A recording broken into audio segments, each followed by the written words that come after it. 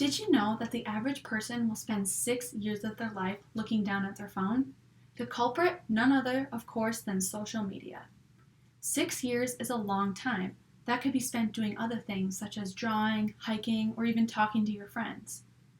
The WHO estimates that the global lifespan is 72 years, and assuming people in today's society start using social media as young as 10 years old, that means that the average person will spend 6 years and 8 months of their life on social media. But is this called social media more of an anti-social media?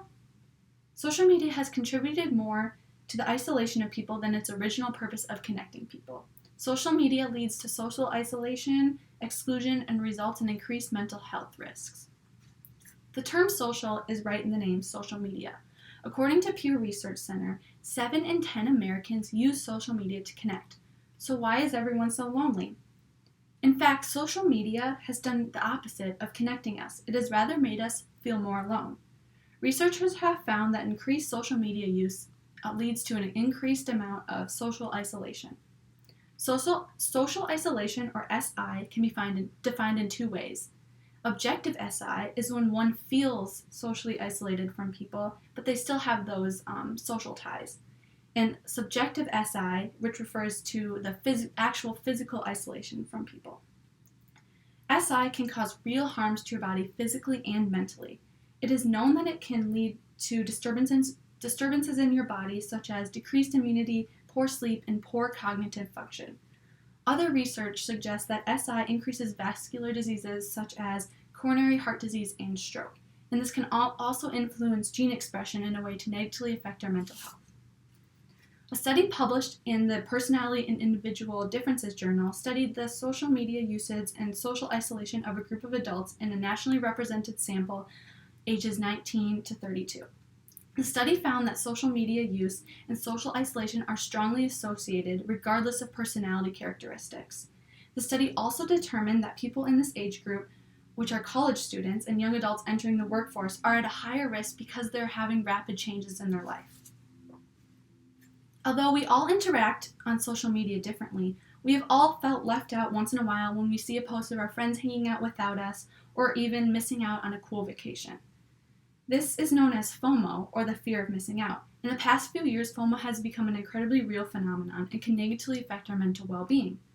Social media results in us being lured to look at countless selfies of pictures of friends having the time of their lives. This results in FOMO. FOMO is that niggling anxiety that arises when you feel something interesting is happening elsewhere that you're not. According to a study done for J. Walter Thompson Intelligence Communications, as many as 70% of adult millennials fear of missing out on something somewhere they're not. Because social media is everywhere, that means we can log in anywhere. So it's addictive in its nature, and we are constantly checking it. You may see your friends hanging out or someone having a vacation that you've always wanted to go on, and this can be led to feelings of exclusivity.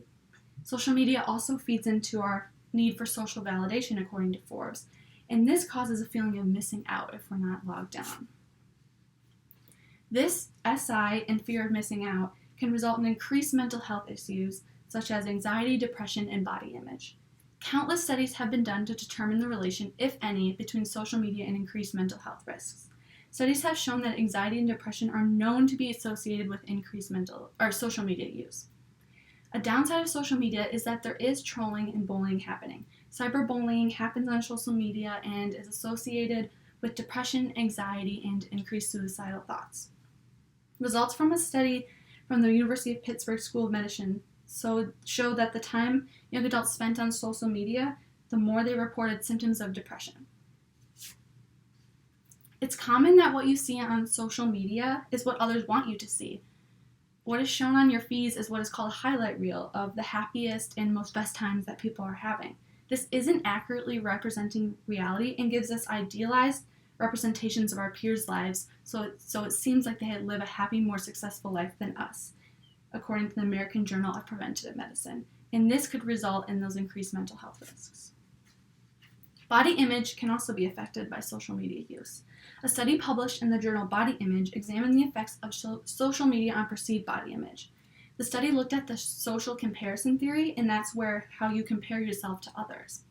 The researchers used a group of women who were 17 to 27 years old and asked them to look at posts to rate how they felt about their appearance. The women who looked at pictures of people who they thought were more attractive resulted in more negative body image views than before, and the people who looked at family members' pictures had no difference. Some may argue that sites like Facebook do allow for groups of people that already feel isolated to connect, like people with certain diseases, and that's therefore making them more connected. However, it actually might increase perceived social isolation because it substitutes social media for face-to-face contact. Also, social media doesn't give the whole picture, so you're still getting this idealized representation of other people's lives. Others might argue that it is unrealistic to completely stop using social media and it's not all that bad. While that's true, it's important not to completely get rid of it, but rather set limits on it, as well as being mindful about how you're using it. All of social media users, myself included, get that feeling once in a while of being left out when you're scrolling through your never-ending feed of happy and exciting pictures. Because of this, it's important to recognize that an increased amount of social media use is associated with social isolation, feelings of exclusion, and increased mental health risks. It isn't likely that social media will ever go away, but it's important to monitor our habits, set limits, and be mindful about how we're using it.